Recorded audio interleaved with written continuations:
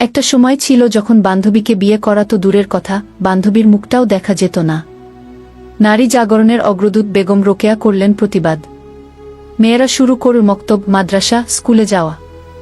আর সেই থেকে মেয়েদের দেখা ও কাছে গিয়ে মনের কথা বলার এক দারুণ সুযোগ পেয়ে গেল ছেলে সমাজ। তারপর চিঠি দেওয়া, ভালোবাসা, প্রেম নিবেদন, আরও কত কি। শুধু কি এই বিয়ে পর্যন্ত গড়াল বিশ্বাসটা। সভ্যতার এই যুগে এখন তো বান্ধবী বা বন্ধুকে বিয়ে করা একেবারে ডাল ভাতের সমান হয়ে গিয়েছে। চলুন আমি আর বকবক না করে আমাদের লেখক অনুপ চৌধুরীকে শোনাই এরকমই একটি সুখ দুঃখ হাসিকান্না মিশ্রিত রোমান্টিক ভালোবাসার গল্প, বান্ধবী যখন বউ। চলুন তবে শুরু করা যাক গল্পের প্রথম দৃশ্য। স্নেহা, তুই কি ভেবেছিস আমি তোকে ভালোবাসি? আরে বোকা, তোর মাথায় কি বুদ্ধি নামক কিছুই নেই?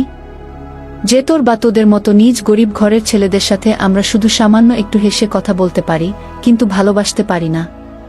অনুপ, তাহলে এতদিন কি ছিল এসব?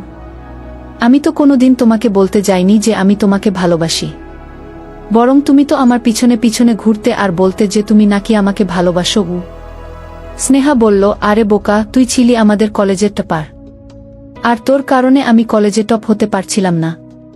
তাই তোর সাথে এতদিন ভালোবাসার অভিনয় করেছি, যাতে আমার ভালোবাসায় পাগল হয়ে তুই লেখাপড়ায় আমার থেকে পিছিয়ে পড়িস। আর এখন দেখ তুই কতটা পিছিয়ে পড়েছিস। তুই আমার থেকে এতটা পিছিয়ে পড়েছিস যে কোনোভাবেই আর আগের অবস্থায় ফিরে আসতে পারবি না। আর এদিকে কলেজের সবাই আমার দিকে তাকিয়ে হাসছে আর একে অন্যকে বলছে, দেখছিস, কাক ময়ূর হতে চেয়েছিল। কিন্তু কাক এটা হয়তো জানতো না যে কাক যদি না ময়ূরের পেখম পড়ুক, কাক কাকই থাকে, কাক কখনো ময়ূর হতে পারে না। আমি ওদের কথা শুনে যতটা না কষ্ট পেয়েছি, তার থেকেও বেশি এটা ভেবে কষ্ট পেলাম যে জীবনে এত বড় একটা ভুল করলাম। শেষ পর্যন্ত আমি কিনা একটা ভুল মানুষকে ভালোবাসলাম, যে কিনা এতদিন শুধু আমার ক্ষতি চেয়ে এসেছে। তাকেই ভালোবেসেছি। ছি ছি ছি। এসব ভাবতেই বুকটা যেন আমার কষ্টে শেষ হয়ে যাচ্ছে। তাই কলেজে আর না থেকে বাড়িতে চলে আসলাম। ওখানে থেকে আর অপমানিত হতে পারছি না। ওহ, আপনাদের তো আমার পরিচয় দিইনি। আমি হলাম অনুপ চৌধুরী নীল, মধ্যবিত্ত পরিবারের বাবা মায়ের একমাত্র ছেলে। কলেজে পড়াশোনায় ভালো ছিলাম বলে অনেকেই আমার সাথে সম্পর্কে জড়াতে চেয়েছিল, কিন্তু আমি সবাইকে না করে দিয়েছিলাম। কিন্তু কেন জানি না স্নেহার সাথে এমন হলো। হ্যাঁ, স্নেহা হলো আমাদের কলেজের সবচেয়ে ধনী পরিবারের একমাত্র মেয়ে আর সেই সাথে কলেজের টপার গার্ল, তবে আমার থেকে পিছিয়ে ছিল। প্রতিদ্বন্দ্বী, অহংকারী বান্ধবী। কিন্তু এটা নিয়ে ওর মধ্যে কোনোদিন আমার জন্য হিংসা বা অহংকার ছিল না। বরং আমাদের মধ্যে অনেক ভালো বন্ধুত্ব ছিল। ওর সাথে আমি আমার সব ব্যক্তিগত কথা শেয়ার করতাম আর ওর সাথেই বেশি সময় থাকতাম। আর এতেই আমি ওর প্রতি একটু একটু দুর্বল হয়ে পড়ি। তবে আমি যে স্নেহাকে ভালোবাসি তা ওকে কখনো বলে ওঠার সাহসই পাইনি। যখনই ওকে মনের কথা বলতে যেতাম, ভাবতাম তখনই বারবার মনে হতো যদি ভালোবাসার কথা বলতে গিয়ে ওর সাথে বন্ধুত্বটা হারাই। আমি স্নেহার জন্য এতটাই পাগল ছিলাম যে ওর কথা ভাবতে ভাবতে কিভাবে যে লেখাপড়ায় পিছিয়ে পড়ি বুঝতেই পারিনি। অনেকদিন আগের কথা। একদিন ও আমাকে হঠাৎ করেই কলেজ শেষে কলেজের পিছনে পুকুর পাড়ের কাছে থাকতে বলে। কিন্তু কি জন্য তা জানি না। আমিও স্নেহার কথা মতো কলেজ শেষে যখন ওখানে ওর জন্য অপেক্ষা করছিলাম, তখনই কে যেন পিছন থেকে হঠাৎ করেই আমাকে জড়িয়ে ধরে। আর এতে আমি অনেকটা ভয় পেয়ে যাই আর ভীত গলায় বলতে লাগলাম, আমি। আরে কে আপনি? আর আমাকে পিছন থেকে জড়িয়ে ধরেছেন কেন? আমি আমার ভালোবাসাকে জড়িয়ে ধরেছি, তাতে তোর কি? হ্যাঁ, মেয়েটার গলার আওয়াজ শুনে আমি যেন স্তব্ধ হয়ে গেলাম। কারণ এটা যে ছিল স্নেহা। আমি মনে মনে খুশিও হলাম। তবে হঠাৎ মনে হলো স্নেহা বুঝি আমার সাথে মজা করছে। আমি নিজেকে কিছুটা সামলে নিয়ে স্নেহাকে বলতে লাগলাম, স্নেহা, ওই ফাজিলের বান্ধরণী ফাজিল। তোর ফাজলামি বন্ধ করে এটা বল, কি জন্য আমাকে এখানে ডেকেছিস? স্নেহা বলল, ওই কে ফাজিল? হ্যাঁ, আর আমি কি ফাজলামি করলাম? হ্যাঁ অনুপ, ফাজলামি না তো কি? হ্যাঁ, কলেজের সব ছেলের ক্রাশ আমার মতো একটা গরিব ছেলেকে ভালোবাসবে? তা ফাজলামি ছাড়া আর কি হবে? স্নেহা, দেখ অনুপ, আমি কোনো ফাজলামি করছি না। আমি কিন্তু সিরিয়াস। আর তুই গরিব বলে কি আমি তোকে কখনো কোনো খোটা দিয়েছি? দিইনি। বরং তোকে ভালোবেসে ফেলেছি। আর আমি এটাও জানি যে তুইও আমাকে ভালোবাসিস। বান্ধবীর প্রথম প্রপোজ। আমি হঠাৎ স্নেহার কথায় চমকে উঠে বলি, স্নেহা, কি বলছিস তুই? এসব আমি কেন তোকে ভালোবাসতে যাব? আমি তো তোকে শুধু। স্নেহা, থাকবো আর মিথ্যা বলে লাভ নেই চাঁদ। আমি সব জানি, তুই আমাকে ভালোবাসিস। আর হয়তো এটা ভাবছিস এসব আমি কি করে জানলাম। তাহলে শোনো, তুই একদিন আমাকে বলেছিলি যে তুই তোর মনের সব অব্যক্ত কথা তুই তোর এই ডায়েরিতে লিখিস। আর আমি সেখান থেকেই জানতে পেরেছি। তাই তোর না বলার কোনো মানে আমি দেখি না। আর একটা কথা মনে রাখিস, ভালোবাসা কখনো টাকা পয়সা, ধনী গরিব থেকে আসে না। এটা আসে মানুষের সুন্দর একটা মন থেকে। আর সেই মন থেকেই আমি তোকে ভালোবাসি বলেই আবার আমাকে জড়িয়ে ধরে। আমি কি আর বলবো ভেবে পাচ্ছি না। একে তো আমিও ওকে ভালোবাসি, আর এতদিন ওকে হারানোর ভয় ছিল। কিন্তু ও যখন আমাকে ভালোবাসে তখন কি লাভ ওকে ফিরিয়ে দিয়ে? তাই আমিও ওকে ভালোবাসি। আর এভাবেই শুরু হয় আমাদের ভালোবাসার রঙিন দিন। ওর সাথে সম্পর্কে জড়ানোর পর থেকে আমি সবকিছুতেই পিছিয়ে পড়ি। আর এতটাই পিছিয়ে পড়ি যে যেখান থেকে পূর্বের অবস্থায় ফিরে যেতে অনেক সময়ের প্রয়োজন, কিন্তু হাতে বেশি সময় নেই। তবুও অনেক কষ্টে নিজেকে কিছুটা গুছিয়ে নেই। যাই হোক, দেখতে দেখতে আমাদের এইচএসসি ফাইনাল পরীক্ষা এলো। অনেক কষ্টে আমি সবগুলো পরীক্ষা দেই। আর যেদিন পরীক্ষার রেজাল্ট দিল সেদিন আমার মাথায় যেন আকাশ ভেঙে পড়ল। কারণ একমাত্র আমিই সবার থেকে একটু বেশি খারাপ রেজাল্ট করেছি। তাই আজ আমাকে সবাই অপমান করছে। আজ কেউ পাশে দাঁড়িয়ে আমাকে এটা বলে সান্ত্বনা দিচ্ছে না যে একটা রেজাল্ট খারাপ হয়েছে তো কি হয়েছে, সামনের বার করবি। মনে মনে কষ্ট নিয়ে যখন আমি স্নেহার কাছে যাই তখন সে আমাকে কতটা ভালোবাসে, কতটা পাশে আছে তার প্রমাণ কি দিল তা তো দেখতেই পেলেন। পরিবারে প্রথম ঝড়। যাই হোক, মনে একরাশ কষ্ট নিয়ে যখন বাড়ির দিকে যাচ্ছিলাম তখন একটা কথাই বারবার মনে হচ্ছিল, কোনো মুখ নিয়ে বাবা মায়ের সামনে যাব। তবুও বাড়িতে যাচ্ছি, কারণ নিজের কারণে যে ভুল করেছি তার ফল তো ভোগ করতেই হবে। এসব ভাবতে ভাবতে কখন যে বাড়ির কাছে চলে এসেছি বুঝতেই পারিনি। যখন বাড়িতে ঢুকব তখন দেখি বাড়ির উঠানে আগুন জ্বলছে। কিন্তু এটা বুঝতে পারছি না কে এখানে আগুন লাগিয়েছে। তারপর যখনই আমি বাড়ির ভিতরে ঢুকলাম তখন যেন আমার মাথায় আবারও আকাশ ভেঙে পড়ল। কারণ মা বাবা দুজনে মিলে আমার সব বইখাতায় আগুন লাগিয়ে দিয়েছে। সেই সাথে আমার কাপড়ও বাইরে ছড়িয়ে ছিটিয়ে রেখেছে। আমাকে ঢুকতে দেখার সাথে সাথেই বাবা বলে উঠল, তুই এ বাড়িতে কেন এসেছিস? আমি বাড়িতে আসব না তো কোথায় যাব বাবা? করুণ দৃষ্টিতে বাবার দিকে তাকিয়ে বললাম, তুই কোথায় যাবি সেটা তুই ভালো করে জানিস। তবে আজকের পর থেকে তুই না এ বাড়িতে থাকবি, আর না আমাকে বাবা বলে ডাকবি। আমি? বাবা, এসব তুমি কি বলছো? আমি কি গো? কাঁদতে কাঁদতে তোকে বলেছি না আমাকে যেন তুই বাবা বলে না ডাকিস। আর এটাই জানতে চাস তো কেন আজ তোর সাথে এরকম? আমি না হয় বুঝতে পেরেছি, কাউকে কিছু আর বলতে হবে না। আমি চলে যাচ্ছি। যদি আমার চলে যাওয়াতে তোমরা ভালো থাকো তাহলে আমি চলে যাচ্ছি। কাঁদতে কাঁদতে হতাশা থেকে ঘুরে দাঁড়ানোর চেষ্টা। তারপর বাড়ি থেকে বের হয়ে আসি। বাড়ি থেকে আসার সময় দেখি প্রতিবেশীরাও আজ আমাকে দেখে হাসাহাসি করছে। যে মানুষগুলো একসময় আমাকে নিয়ে নাকি গর্ব করত, আজ আমি তাদের কাছেও শুধু হাসির আর তাচ্ছিলের পাত্র। যাই হোক, মনের ভিতর একরাশ কষ্ট নিয়ে যখন রাস্তা দিয়ে হাঁটছি তখন মনে একটা কথাই বারবার মনে হচ্ছিল, এই ব্যর্থ জীবন রাখব না। এই ব্যর্থ জীবন রাখার থেকে না রাখাই ভালো। হঠাৎ তখনই মনে পড়ল আমাদের নবী তো কোনো বিপদেই পিছুপা হননি। ইসলামের দাওয়াত দিতে গিয়ে হাজারো কষ্টের সম্মুখীন হয়েছেন। কত কঠিন কঠিন পরীক্ষার সম্মুখীন হয়েছেন। কখনো তো তিনি হতাশ হননি, বরং বারবার চেষ্টা করেছেন। আমাদেরকেও হতাশ না হয়ে চেষ্টা করতে বলেছেন। হ্যাঁ, আমিও চেষ্টা করব। আর অন্যদেরকেও এটা দেখিয়ে দেব অনুপ পিছিয়ে পড়ার ছেলে নয়। আমি নিজেকে এমনভাবে তৈরি করব যাতে আজ যারা আমাকে অপমানিত করল তারাই যেন একসময় নিজের কাজের জন্য অপমানিত বোধ করে। আর তাই আমি নিজেকে নতুন রূপে তৈরি করার জন্য সবাইকে ছেড়ে আজ আমি চলে যাচ্ছি। যদি কখনো ফিরে আসি তাহলে নিজেকে প্রতিষ্ঠিত করেই ফিরব। তারপর আমি চলে আসি ঢাকায়। এখানে এসে অনেক কষ্টে একটা থাকার ব্যবস্থা করি। থাকার ব্যবস্থা করার পর মনের ভিতর একটা প্রশ্নের ঘুরপাক খাচ্ছিল, থাকার ব্যবস্থা হলো, কিন্তু টাকা কোথায় পাবো? আমার কাছে যা টাকা আছে তা দিয়ে বড়জোর মাত্র 1-5 দিন চলবে। কিছু একটা করতে হবে যাতে নিজের স্বপ্নগুলো আবার শেষ থেকে শুরু করতে পারি। যাই হোক, ঢাকায় এসে অনেক কষ্টের পরও একটা চাকরির ব্যবস্থা করতে পারলাম না। তখন নিজেকে খুব অসহায় মনে হচ্ছিল। ক্রমশ নিজের ইচ্ছাশক্তি হারিয়ে ফেলছিলাম। প্রতিটি মুহূর্ত শুধু এটাই মনে হচ্ছিল, আমি নিজেকে কি আবার প্রতিষ্ঠিত করতে পারব, নাকি আমার স্বপ্নগুলো বালির বাঁধের মতো ভেঙে যাবে। তবুও নিজেকে কিছুটা শান্ত রেখেছিলাম, আর আল্লাহর কাছে একটাই প্রার্থনা করতাম, যাতে ভাগ্য কিছুটা সহায় হয়। টিউশন স্যার, আমি তারপর হঠাৎ করেই একদিন বাড়ির মালিকের ছোট ছেলে আমাকে এসে বলে গেল, আমাকে নাকি বাড়ির মালিক ডেকে পাঠিয়েছে। মনের মধ্যে একটা অজানা ভয় কাজ করছে। জানি না কাজ জোগাড় করতে পারছি না বলে আবার বাড়ি থেকে বের করে দেবেন না তো। এরকম হাজার চিন্তা মনের মধ্যে ঘুরপাক খাচ্ছিল।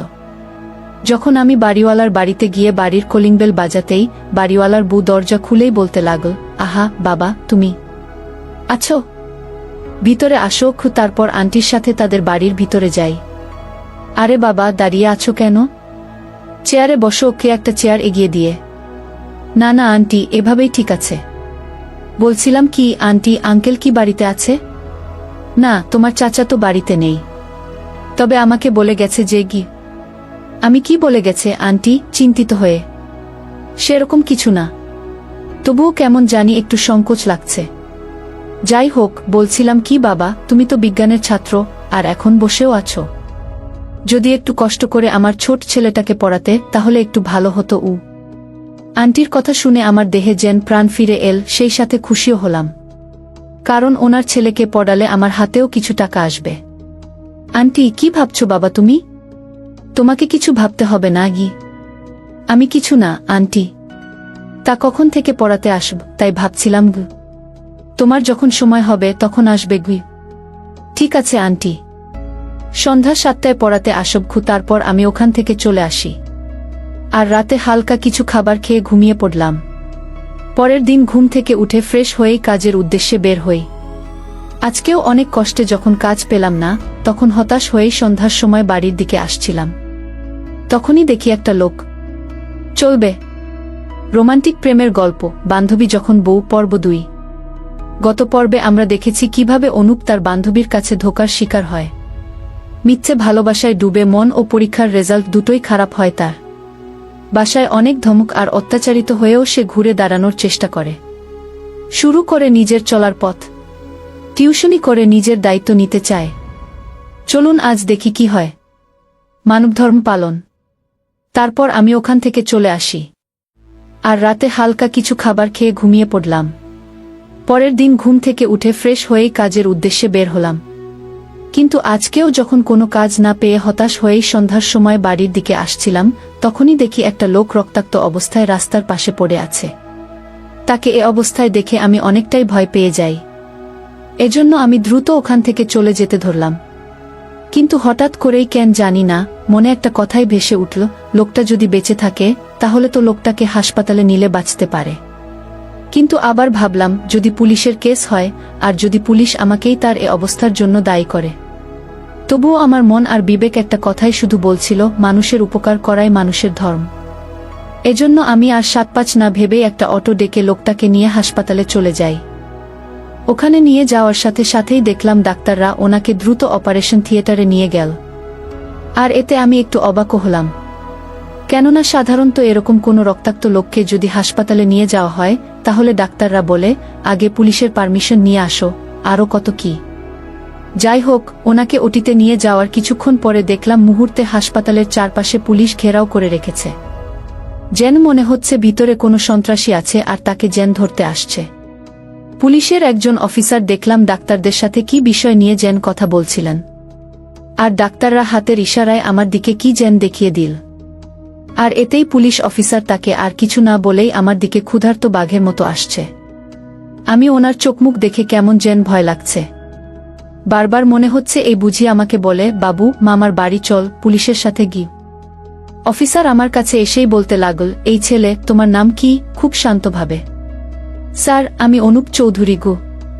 তা তুমি স্যারকে কিভাবে চেনো? স্যার, আপনার কথা ঠিক বুঝলাম না। আমি আপনাদের কোনো স্যারকে তো চিনি না গিয়ে। অফিসার স্যার বলতে আমি বোঝাতে চেয়েছিলাম যে অধ্যক্ষ স্যার, মানে যাকে তুমি হাসপাতালে নিয়ে এসেছো তাকে কি তুমি কোনোভাবে চেনো? না স্যার, ওনাকে তো আমি চিনি না। আমি রাস্তায় ওনাকে রক্তাক্ত অবস্থায় পড়ে থাকতে দেখে এখানে নিয়ে এসেছি।